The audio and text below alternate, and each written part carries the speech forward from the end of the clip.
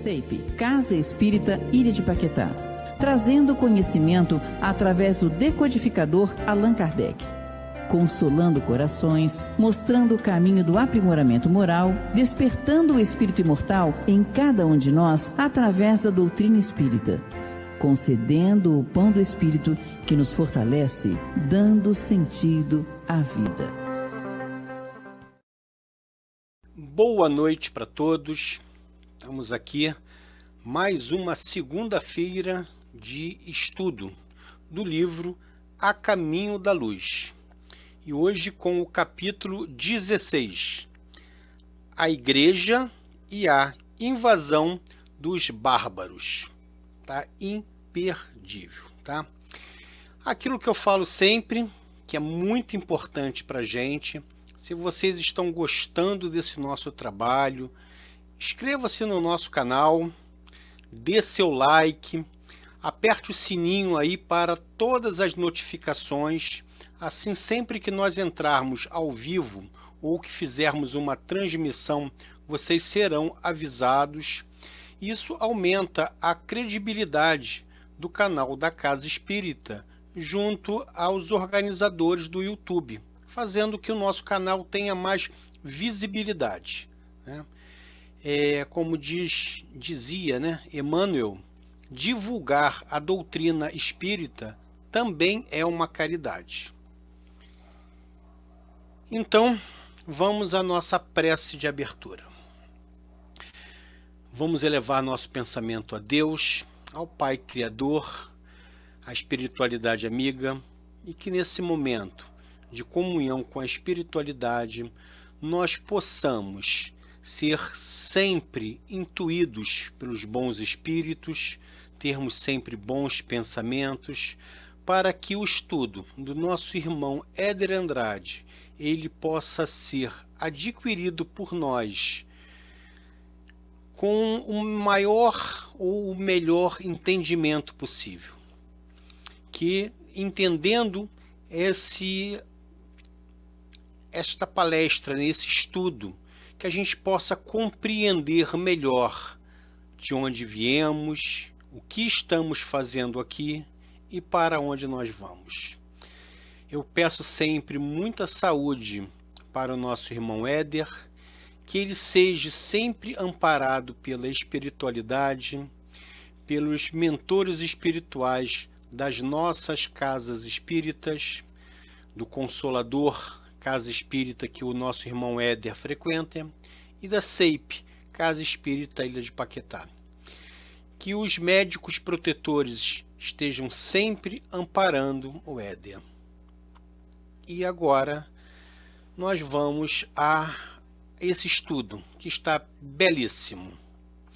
Só reiterando, esse estudo ele não é um estudo acadêmico, ele não segue as normas da ABNT, é um estudo doutrinário, é um estudo espírita, com base num livro psicografado por Francisco Cândido Xavier, pelo Espírito de Emmanuel. O livro é o A Caminho da Luz. O capítulo de hoje é o 16, a Igreja e a Invasão dos Bárbaros. Éder, querido, é contigo. Boa noite, queridos amigos. Estamos aqui, mais uma vez, para darmos continuação ao estudo que estamos fazendo do livro A Caminho da Luz. Hoje nós vamos falar sobre a Igreja e a Invasão dos Bárbaros.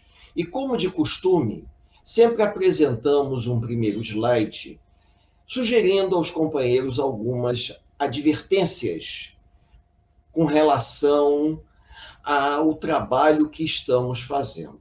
Eu peço ao meu amigo Ricardo para colocar o primeiro slide, que é o slide que a casa oferece, pedindo para que a gente não faça, as pessoas não façam reprodução desse material.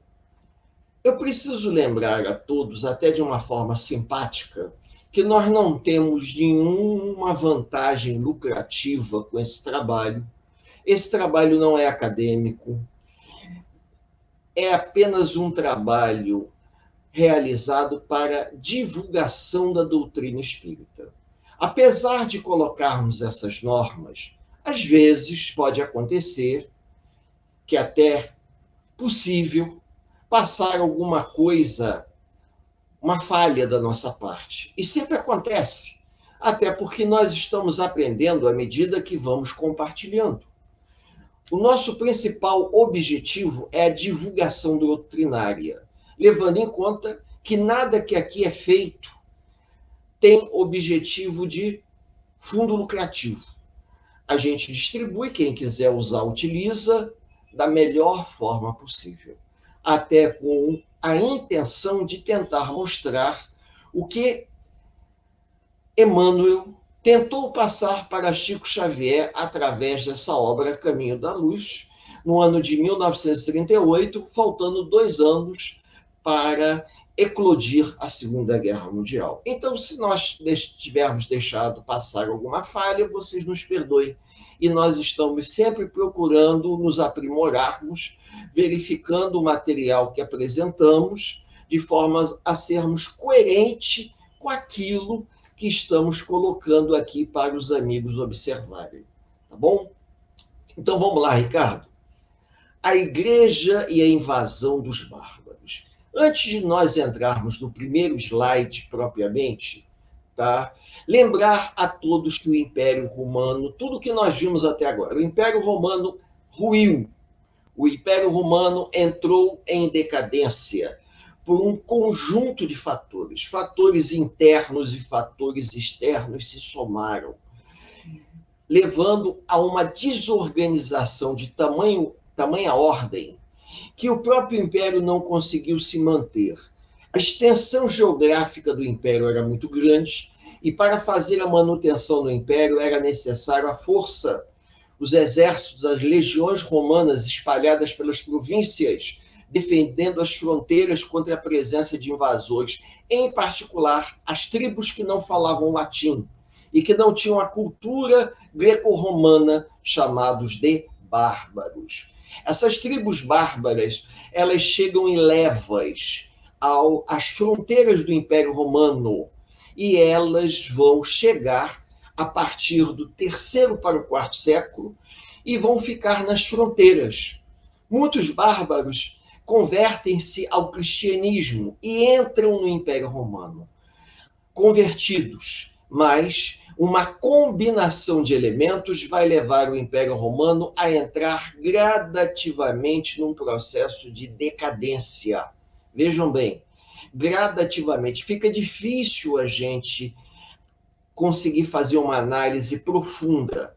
Porém, lendo o capítulo sobre a invasão dos bárbaros e a Igreja, ficou evidente para nós que o próprio Cristo, por intermédio dos seus prepostos, acaba permitindo que o Império Romano venha desmoronar, porque a tentativa de implantação do cristianismo como uma estaca de toda a filosofia, de todo o conhecimento que os seus apóstolos propagaram, ficou corrompido.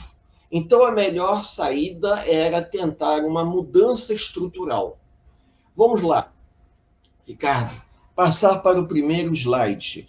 Nós já começamos a falar sobre Constantino para vocês. Constantino, ele vai favorecer a organização do Império. Porém, o Império Romano, ele estava muito fracionado por vários fatores. A extensão geográfica era tão grande que, por mais que Constantino tentasse se manter no poder e tentar uma unidade geográfica, como era no passado, na época de Otávio, Tibério, né, era difícil. A realidade já era outra. O cristianismo que era a religião mais perseguida do Império, passou a ter uma liberdade de culto, porque os imperadores romanos acabaram percebendo que a maior parte dos cidadãos se tornaram cristãos. Então, a melhor maneira era dar a liberdade de culto para todo o Império Romano. E nós vamos ter isso com a figura de... Aumenta aí, Ricardo, por favor. Tela cheia, por favor. De Teodósio. Nós vamos ter justamente a liberdade de culto essa que permite que todo o império se torne cristão. Então é pitoresco que a gente veja o seguinte: os cristãos foram perseguidos pelos romanos porque os cristãos pregavam igualdade social e entre patrícios e plebeus. Mas com o passar do tempo, e devido à perseguição dos patrícios aos plebeus e aos escravos, e às questões sociais, a melhor estratégia era não implicar com a questão religiosa, uma vez que muitas pessoas estavam se tornando cristãos. Então, o que vai acontecer? Vai acontecer que os imperadores percebem a possibilidade de tirar proveito do cristianismo, não apenas convertendo as tribos bárbaras, mas também na cobrança de impostos. Muitos bárbaros entram no Império Romano, fazem parte, inclusive, do exército, tá? Se expandem, e o Império Romano começa gradativamente a se desestruturar. Vejam, a gente tem que fazer uma análise. A análise histórica, ela é importante, não tenho noção. Quando, com Teodósio, o cristianismo se transforma em religião oficial, porque desde Constantino já havia liberdade de culto. Então, com Constantino havia liberdade de culto, mas Teodósio ele vai implantar o cristianismo como religião oficial do Império.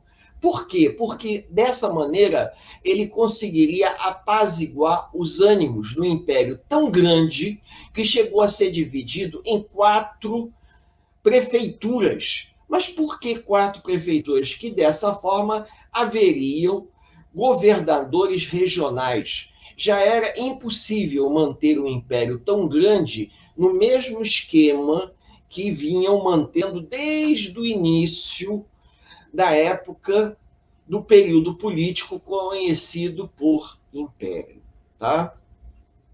Então, dessa forma, vai ocorrer uma certa mudança na estrutura. Mas aonde que eu quero chegar? A espiritualidade desejava, e é isso que é o mais importante, nós não nos prendermos tanto à questão religiosa, mas à questão espiritual, tá? Religiosa, que eu quero dizer, histórica, mas a questão espiritual, porque o próprio Cristo, e a gente percebe na leitura mais dinâmica da obra, estava tentando virar a página de um império decadente para tentar avançar com uma nova realidade social que vinha a ser a Idade Média. Infelizmente, não foi bem o que a espiritualidade esperava, porque o homem acaba reincidindo nos mesmos erros.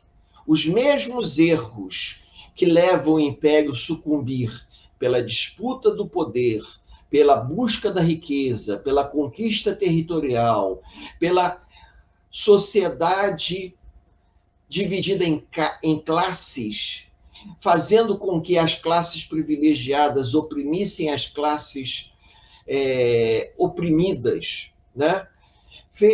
Acabou contribuindo para uma desorganização muito grande que vai ser talvez o âmago da crise do próprio Império Romano. Muito bem, continuando então, Ricardo, passa a página aí para a gente, por favor. Nos primórdios do catolicismo, o que nós vamos encontrar? Quando o cristianismo se transforma na religião oficial do Império e surgem os primeiros representantes da Igreja, esses primeiros representantes de uma igreja cristã, eles tentam impressionar os seus seguidores através de uma riqueza material, através de uma suntuosa pomposidade no vestir, nos encontros religiosos. Eu nem vou chamar de missa, porque nessa época não era propriamente o que nós entendemos por missa, mas por todas aquelas cerimônias.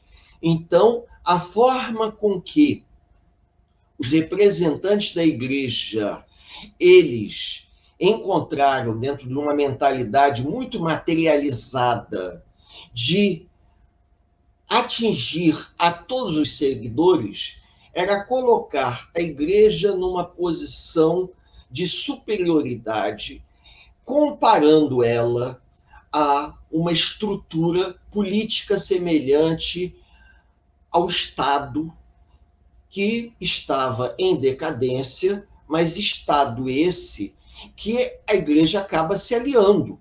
E nós vimos aqui que, por interesses dos próprios governantes, ocorre uma aliança com a igreja.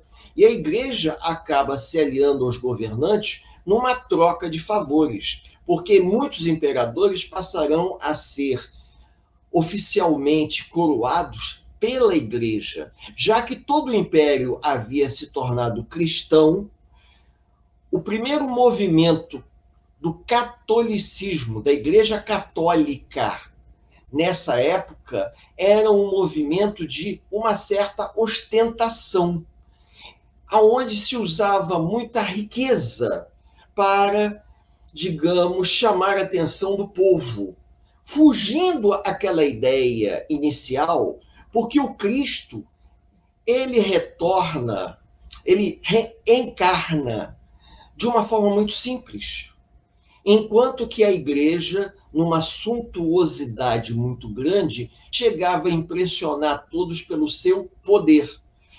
Em outras palavras, os representantes da igreja utilizaram as mesmas estruturas políticas do Estado para chamar a atenção da população. Da mesma forma que o governante se mantinha no poder utilizando-se da força, da prepotência, da riqueza, a igreja vai fazer alguma coisa semelhante, se afastando muito das massas. Em vez de ser uma igreja que pregasse de uma forma simples, não. A igreja fazia muito pelo contrário. A igreja, ela procurava se afastar da população. Por quê? Até porque, infelizmente, muitos desses representantes religiosos, eles não tinham uma formação. Eles eram políticos que estavam à frente da religião. Eles não eram, por exemplo, líderes religiosos, eram mais líderes políticos que estavam de posse de um cargo religioso e procuravam administrar esse cargo religioso da forma que bem entendiam. Sejamos sinceros. E com isso, eles se afastam. A população, ela via a igreja como uma, digamos, potência, mais uma potência, como se não bastasse todos os impérios decadentes daquela época, os reinados, surge mais um. A igreja, que deveria ser uma coisa simples, próxima à população, para trabalhar a questão da consolação, exercício da caridade, procurando converter as pessoas da mesma forma que os apóstolos faziam, não. Houve um distanciamento muito grande por uma má interpretação dos governantes, mas também por uma questão de uma certa vaidade. Infelizmente, o ser humano é extremamente vaidoso, e quando você dá poder a uma pessoa, essa pessoa, ela deixa de ser um simples, humilde trabalhador para ser um déspota. Então a gente observa muito isso quando diz na brincadeira, se você dá poder a um peão, ele se torna um capataz, não é verdade? Então, se a igreja, formada de homens simples, ela passou a ter muito poder, essas pessoas passaram a ter interesse, porque viam por intermédio desse poder uma forma de exercício de controle da sociedade, uma forma de arrecadar donativos, uma forma de acumular riquezas. O homem deixa de lado a ideia espiritual e passa a privilegiar o lado material, uma coisa que acontece até hoje. Sejamos sinceros, a gente, infelizmente, vê muito isso. O indivíduo, em vez dele tirar os exemplos positivos do que está sendo apresentado para que ele possa se melhorar, ele não. Ele procura tirar vantagem disso a seu favor, principalmente quando a coisa rende dinheiro. Então, no momento que era possível arrecadar riqueza, era possível controlar a política, era possível determinar, inclusive na eleição de um imperador, os representantes da igreja passam a ter tanto poder quanto o próprio imperador romano. E a igreja se afasta do seu objetivo inicial.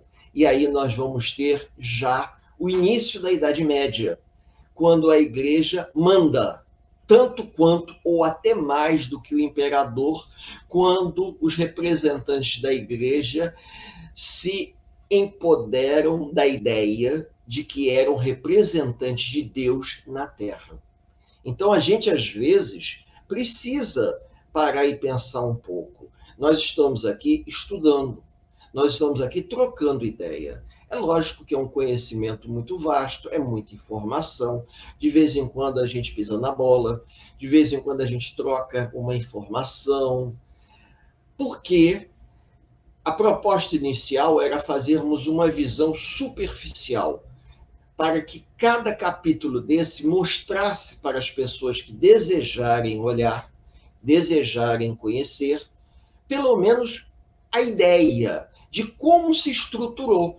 Então, nesse caso, eu estou tentando passar para os amigos que a igreja vai se estruturar de uma forma deformada, deturpada, porque os homens que acabam liderando a igreja já no final do Império Romano, início da Idade Média, esses homens acabam, digamos assim, invertendo os valores. Acabam, por exemplo, enxergando as coisas de uma forma deformada.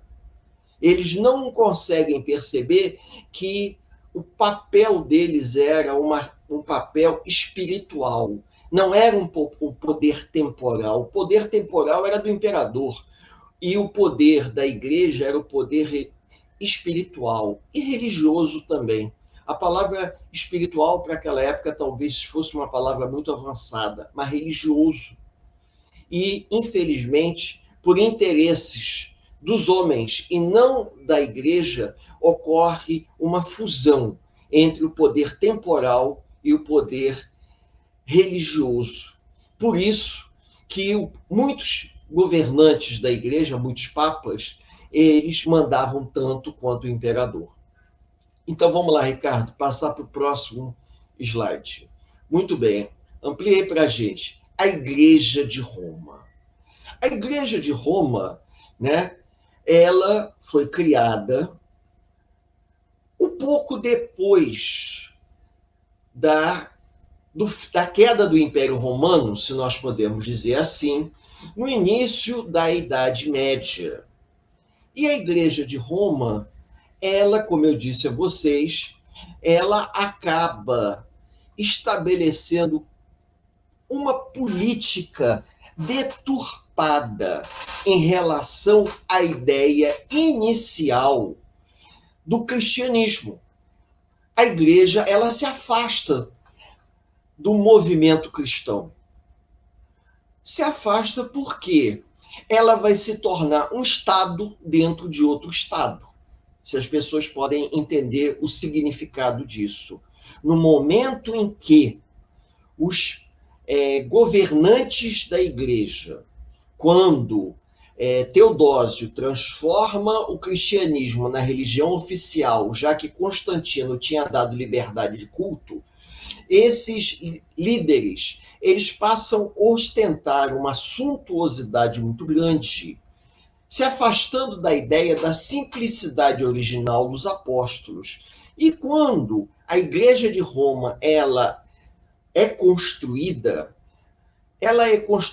com base exatamente de um Estado dentro de outro Estado, a ponto dos papas interferirem politicamente. E os papas não tinham que interferir politicamente nada. As questões seculares diziam respeito ao imperador. E aí é que nós vamos perceber a deturpação. Porque se nós voltarmos lá atrás, vermos o trabalho dos apóstolos, o trabalho de Paulo, o trabalho dos primeiros representantes do cristianismo que defendiam teorias, eram teorias voltadas para uma reflexão. E a igreja, o local de oração, poderia ser em qualquer ponto, embaixo de uma árvore, em praça pública. Não havia necessidade de se construir a casa de Deus com tanta suntuosidade, mas a ideia da suntuosidade da construção era associada pelas pessoas humildes com uma questão do poder. Por isso que as igrejas, cada vez que passava, eram construídas maiores, cada vez maiores. E essas igrejas, por quê? Porque quando você chega em igrejas, por exemplo, como no Vaticano, a igreja de São Pedro, né? A Basílica de São Pedro, aquela monumentalidade, a suntuosidade representa poder. Até mesmo aqui, em Aparecida do Norte, a Basílica de Nossa Senhora de Aparecida, uma coisa imensa. Alguns poderiam dizer, mas a igreja ela é construída nessas proporções para abrigar todos os fiéis. Sim, ao mesmo tempo, mostrando uma suntuosidade, mostrando um poder. Que poder é esse? É o poder religioso? Religioso associado ao poder econômico e ao poder político. Então, a Igreja de Roma ela vai se afastar da ideia inicial, completamente, que já, de uma certa forma, vinha se afastando. Por quê? Porque no processo, como eu disse a vocês, que Constantino dá liberdade de culto e depois Teodósio transforma o cristianismo na religião oficial, nós vamos ter uma inversão de valores. E nessa inversão de valores, curiosamente, o Império Romano se torna cristão. O Império Romano, como cristão, ele passa a cobrar dos não cristãos a sua conversão. E aí os povos bárbaros vão para o pato, se nós podemos dizer assim. Por quê? Muitas pessoas que viviam no Império Romano, que não eram cristãos e nem cultuavam a antiga religião romana, o que acontece? Vão ser obrigados a se tornar cristãos. E qual é o objetivo disso? Um controle sobre a população, um controle religioso e um controle político também. As pessoas convertidas passavam a ser melhor controladas. Infelizmente, desde aí é que a gente começa a ver o exercício do poder político por intermédio da religião. Vejam, quando a gente fala isso, o que eu acabei de falar é extremamente atual, extremamente contemporâneo, mas eu estou falando de alguma coisa do século V para o século VI, ou seja, dos anos 600 para os anos 700. Só para a gente poder ter uma ideia. Então, as espetaculosas festas de culto que eram realizadas, atraindo a população. Hoje nós temos festas religiosas, não tenham dúvida disso, mas a suntuosidade das festas atraía aquela população e isso facilitava o processo de conversão da população. Paralelamente a isso, o Império já vinha desmoronando, porque o Império Romano ele não desmoronou numa tacada só. Embora a gente tenha uma data para a queda do Império Romano, quando as tribos bárbaras invadem o Império, essa invasão, isso é uma coisa relativa, porque os bárbaros vão invadir em levas diferentes, mas o Império já estava tão desestruturado, o Império já estava tão fragilizado que o Império não tinha como se defender. E o Império vai, província a província, vão caindo aos poucos. E a queda completa vai se dar no século V para o século VI. E esse processo de destruição, que é uma palavra assim um pouco forte, esse processo de transição, né, de desmantelamento, acho que a palavra mais adequada seria o desmantelamento do Império Romano. Esse desmantelamento ele ocorre justamente porque o Império se fragmentou. As tribos foram invadindo, elas vão invadindo em momentos diferentes, o Império vai se fragmentando e a unidade política que representava o Império deixa de existir. Então, os historiadores dizem que o Império ocorreu a destruição do Império Romano. Ricardo, passa aí para a gente. Mas não foi propriamente uma destruição, foi um processo de desmantelamento. A fraqueza e a impenitência dos homens deixou que o Império fosse se desmantelando. Mas por que isso? Porque o interesse econômico, o interesse político dos governantes, paralelo à expansão do cristianismo, tá, permitiu que os representantes da igreja se fortalecessem, porque era uma parceria de interesse econômico, mas, ao mesmo tempo, eles já não conseguiam controlar todas as fronteiras do império como controlavam antes. Aí muitos podem até se perguntar, mas o Império Romano possuía legiões tão bem treinadas? Sim. Na época de Otávio, na época de Tibério, sim. Mas já nesse momento, não. Por quê? Porque muitos dos homens que estavam fazendo parte das legiões romanas eram estrangeiros. Já não eram mais a população nativa da Península Itálica. Já não eram as pessoas das províncias romanas aliadas ao Império. Não eram mais os cidadãos do Império que se aliaram, tá, cedendo soldados. Já era diferente. Eram pessoas de cor de pele muito clara, louros, que não combinavam com os latinos, eram germânicos. Muitos germânicos passaram a fazer parte das legiões de fronteira para guarnecer as fronteiras do Império Romano contra ataques de outras tribos bárbaras. Porque se vocês pegarem o livro de história, vocês vão ver que o Império sofreram várias invasões em momentos diferentes. As primeiras invasões, ou os primeiros deslocamentos, levaram que muitas tribos a entrarem pacificamente no Império, pedirem asilo e se fixarem. Esses primeiros grupos que entraram e se fixaram acabaram se miscigenando. E é exatamente essas pessoas que vão fazer parte das legiões. E não tinham a mesma fibra, se a gente pode dizer assim, a mesma, digamos, visão política que as legiões antigas, que lutavam por Roma até o final. Vai chegar um determinado momento que essas legiões de fronteira abandonam seus postos, permitindo a invasão de tribos muito mais violentas. Tribos violentas que invadiam o império para saquear.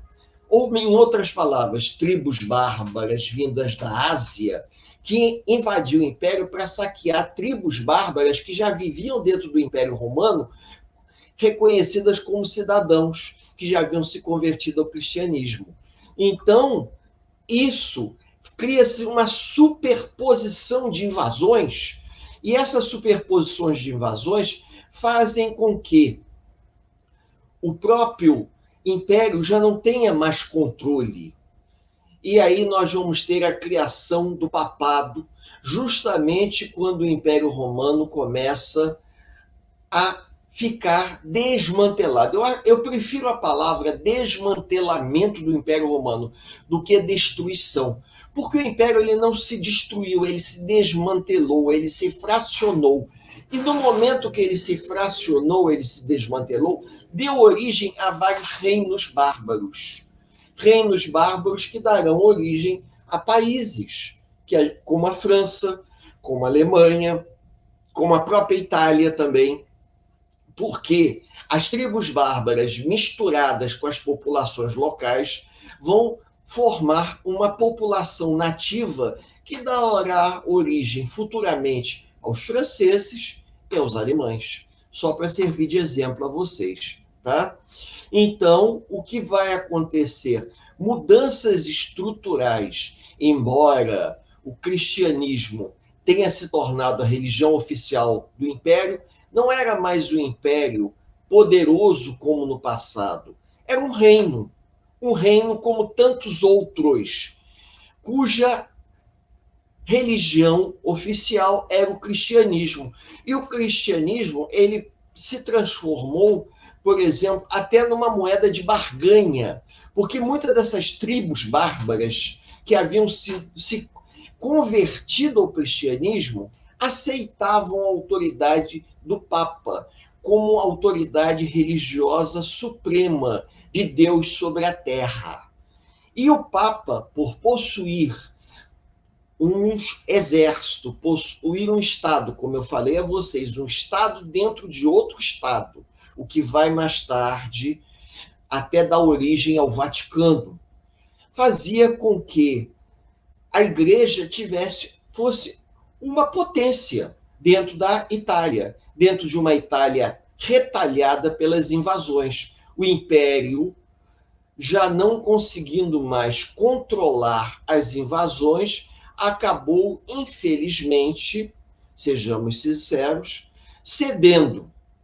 E depois de algum tempo, ocorrem situações difíceis para os próprios romanos que viviam dentro da Península Itálica, quando catástrofes começam a acontecer. A própria invasão das tribos bárbaras, a grande quantidade de mortes, cobrando, digamos assim, as pessoas estavam reparando as faltas cometidas de vidas anteriores, e todos devem se lembrar do vulcão Vesúvio, que ele entra em erupção destruindo duas cidades, Herculano e Pompeia. Esses acontecimentos já eram um aceno, vejam bem, de que a Península Itálica, muito antes da destruição propriamente do Império Romano, já era um aceno de que a Península Itálica ela iria saudar o compromisso reencarnatório das faltas cometidas pelos abusos da sociedade de forma coletiva. Então, vejam bem, existiam compromissos individuais? Existiam. Existiam governantes aí, como, por exemplo, Calígula, que se comprometiam pessoalmente, mas o Império Romano se comprometeu através das suas atrocidades, de forma coletiva. Por isso que o império vai sucumbir. O comprometimento coletivo leva a que o império, coletivamente, resgate as faltas que ocorreram ao longo de toda uma trajetória. E olha que a gente pode dizer o seguinte: quando os romanos invadiram a Grécia e formaram toda aquela o grande Império Romano, que era uma fusão da cultura romana com a cultura grega, houve um período de esplendor cultural muito grande. Foi justamente quando Cristo encarnou. E esse período de esplendor cultural muito grande, ele favorece como é que se diz, a presença de espíritos para tentar auxiliar. Mas, infelizmente, como vocês sabem, a vaidade humana, a prepotência, a arrogância das pessoas se acharem melhores uma do que as outras, na verdade, fez com que o império acabasse pagando um preço muito alto. Então vamos lá, Ricardo, passando para o próximo e ampliando. Página inteira, por favor. Tá? Como eu disse aqui, a questão das invasões bárbaras. Tá? Os bárbaros, nós vamos repetir o que foi falado. Os bárbaros, eles não invadem o Império Romano numa tacada só. Eles invadem o Império Romano aos pouquinhos, até porque muitas tribos fugiam da Ásia, da expansão dos hunos. À medida que os hunos se expandiam na Ásia, atacando as tribos menores fogem em direção ao Ocidente e entram no Império Romano. Algumas tribos entram de forma pacífica para fazer o comércio. E à medida que elas vão entrando, elas vão pedindo proteção, vão pedindo permissão para entrarem no império. E não entram de forma violenta, entram de forma pacífica. E com isso ocorre um processo de miscigenação gradativo. Isso no início, digamos, século II. Mas com o passar do tempo, começam a ocorrer outras invasões de tribos mais violentas. Essas tribos mais violentas chegam muito tempo depois e invadem o império. E, curiosamente, vão encontrar nas fileiras das legiões romanas soldados que não eram latinos, eram germânicos, como eu disse aqui, descendentes das tribos que entraram no império de forma pacífica, pediram, digamos assim, a permissão para entrar, né? Pediram a proteção do império e lá se estabeleceram nas regiões fronteiriças, até assumindo um compromisso de ajudar o império na defesa de uma região tão grande. O Império Romano, em um determinado momento, ficou muito difícil de ser administrado pela sua extensão territorial. Os problemas internos de manutenção, produção de alimento, a questão das revoltas sociais, começa a minar a estrutura interna do Império. O Império cresceu demais e para manter o controle, era necessário que as legiões estivessem à frente de todas as províncias. Porém, com o passar do tempo, faltavam soldados para as legiões e alguns soldados passaram a ser recrutados nas próprias províncias. A gente já viu isso e sabe que as províncias tinham que mandar para Roma escravos, tinham que mandar riquezas e tinham que mandar alimentos em forma de tributo. E muitos desses escravos acabavam sendo convertidos em soldados das legiões romanas. Tinham que servir a Roma. Mas não tinham na sua, digamos assim, na sua essência, o desejo de servir. Eles lutavam porque eram obrigados a lutar. Mas eles não haviam sido catequizados, se a gente pode dizer assim, por toda aquela cultura do Império Romano. Tá bom? Com isso, no decorrer de séculos, nós vamos tendo uma germanização do Império Romano. O que quer dizer isso, germanização? Uma mistura das tribos germânicas vindas da Ásia, que vão se infiltrando no Império Romano, que pedem abrigo, que pedem proteção, e chega um determinado ponto que o Império vai se fracionando pelos problemas que já existiam, e como eu disse aqui, no momento que o cristianismo, os representantes do cristianismo, não estavam mais seguindo toda aquela diretriz que o Cristo deixou com os apóstolos, e os apóstolos passaram adiante aos seus seguidores, que Paulo saiu nas suas viagens pregando com o objetivo de exortar os homens à prática do bem, houve um desvio de comportamento muito grande por parte dos representantes do cristianismo, principalmente na fundação da igreja. Quando a igreja é fundada, os representantes que fundam a igreja procuram mostrar a igreja como uma potência, como eu disse aqui, um estado dentro de outro estado, começa a haver uma deformação.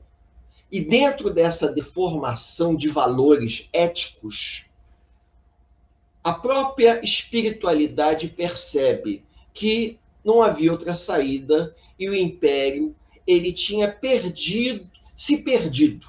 O cristianismo, quando se tornou a religião oficial do império, podemos dizer que foi a última cartada da espiritualidade em tentar propagar o cristianismo de maneira que todas as pessoas pudessem amar umas às outras, que as pessoas pudessem exercer a prática do bem. Infelizmente, isso não aconteceu.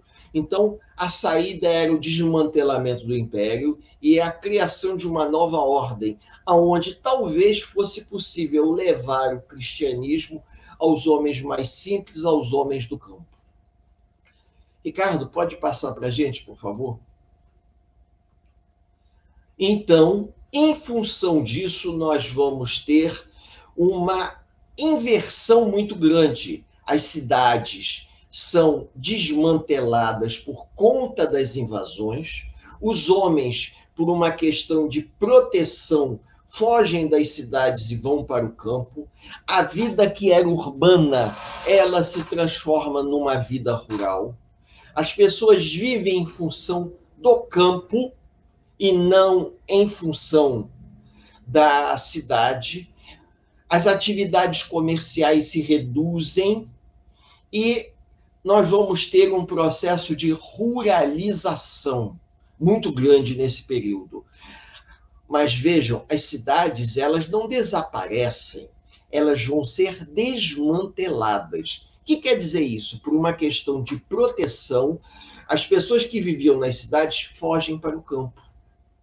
Mas a cidade não desaparece.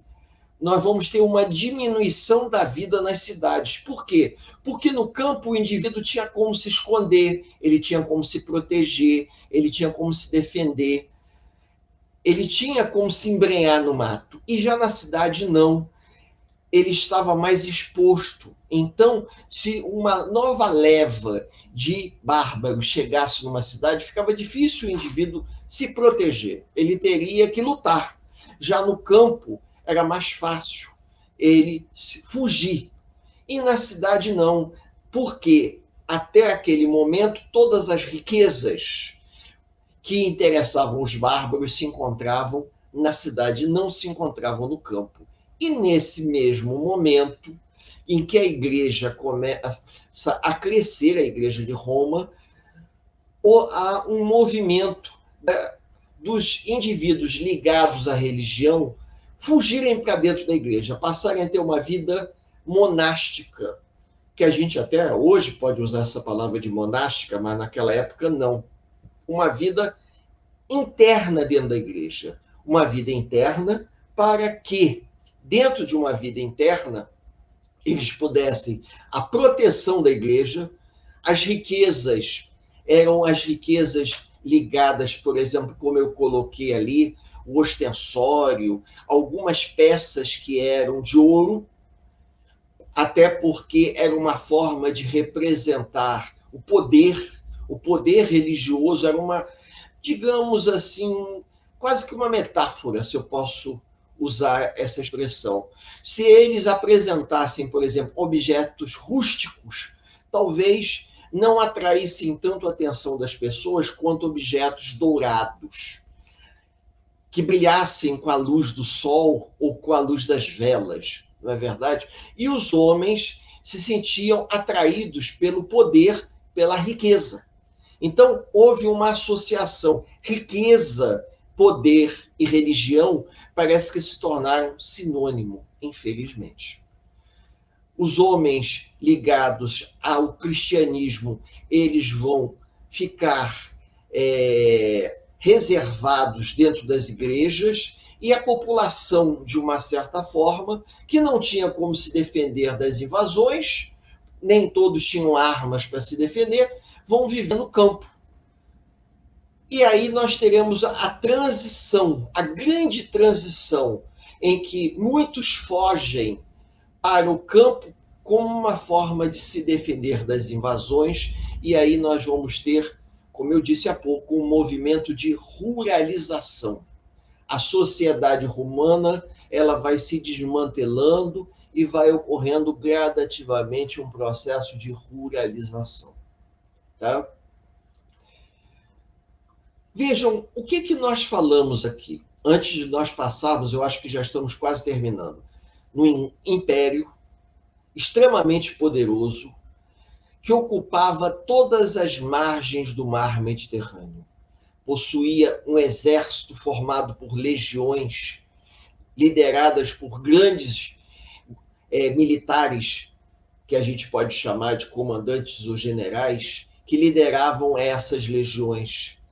Ocupam várias regiões em vários lugares. O Império Romano, uma potência impressionante, um grande marco na história ocidental.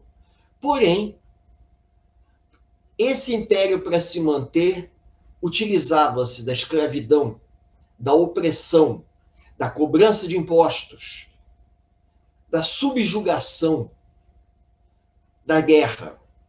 Chega um determinado momento que essa estrutura para se manter era muito difícil, porque as disputas internas pelo poder eram muito grandes.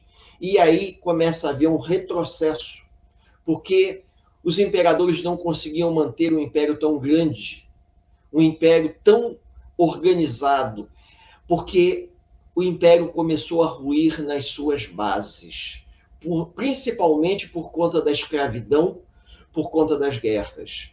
E com o surgimento do cristianismo, o cristianismo pregando a paz, ocorre um processo de conversão. E nesse processo de conversão, as bases do império começam a ruir. Isso somando-se também às invasões das tribos bárbaras. E pelo que a gente vê agora nesse capítulo, pelo que Emmanuel nos dá a entender, a própria espiritualidade percebe a falência do Império Romano como uma proposta para a propagação do cristianismo. E a única saída era permitir uma grande mudança na estrutura. O império vai ser desmantelado automaticamente pelas próprias invasões e guerras internas, muitos conflitos internos, disputas pelo poder entre os comandantes das legiões romanas, que vão fracionando e enfraquecendo o próprio império. Isso sem nós não pararmos para nos lembrar que desde digamos, do início do que nós chamamos de império, desde a época do governo de Otávio, por exemplo, de Tibério, que os comandantes das legiões disputavam o poder entre si, na possibilidade de um se tornar imperador. Então, essas disputas internas pelo poder vão minando homeopaticamente o Império Romano.